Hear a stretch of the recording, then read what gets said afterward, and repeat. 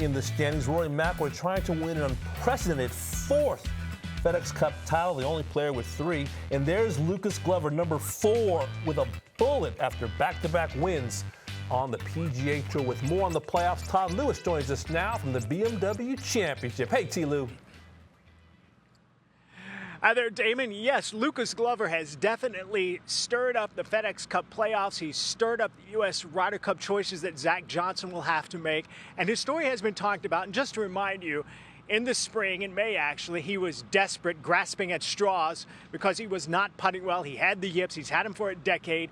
He called the manufacturer, the putting manufacturer that Adam Scott uses, and said, can you build me a broom-style putter just like Adam uses with the same specs? He took that putter, watched YouTube video of Adam Scott and Scott McCarron in his garage in South Florida, and taught himself how to use that broom putter. Now, he put it into competition for the very first time at the Memorial. Did not play well at the Memorial, missed the cut. But what was very interesting and maybe a pivotal moment in his career came the Monday after Memorial. It was U.S. Open qualifying. Now, it's a 36-hole qualifier, and in the opening round, Lucas shot a 63 and was very comfortable with his putting. Now, in the afternoon, the second round, did not play as well, ended up in a playoff, had this short putt here to continue the playoff, and he missed it. Missed that short one. And you may think after missing that one that, oh no, the yips are resurfacing. But after missing that putt, Lucas had a very positive attitude.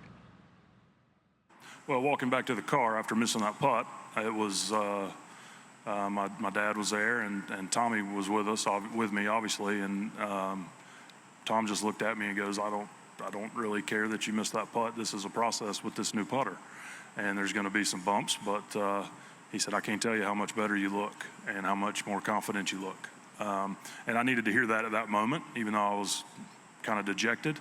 And, went on to Canada and had my best week in a few months.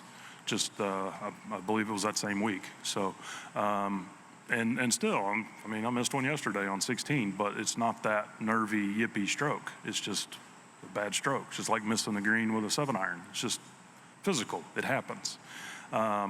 So just knowing that, it's freer. Those comments coming from Memphis after he won the FedEx St. Jude Invitational there. And if you think about what he's talking about, missing that short putt, he could have been rattled. He could have said, all the work that I put in over the last month or so with this new putter, it is really just not worth it. I still have the yips. But he emotionally and mentally stayed strong. It says a lot to his determination and his resilience.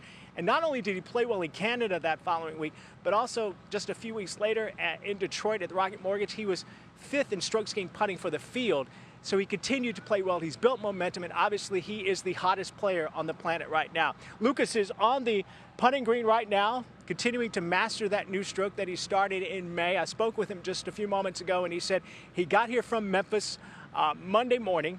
And luckily for him, he's saying it was lucky for him because it rained all day. He stayed in bed. He barely moved. He said he was relaxing, regenerating himself, and getting ready for what will be yet another big week as he not only tries to win the FedEx Cup, but to impress Zach Johnson. And I can tell you guys, Lucas Glover is definitely on Zach Johnson's radar as a captain's pick, possibly, which will be made after the Tour Championship.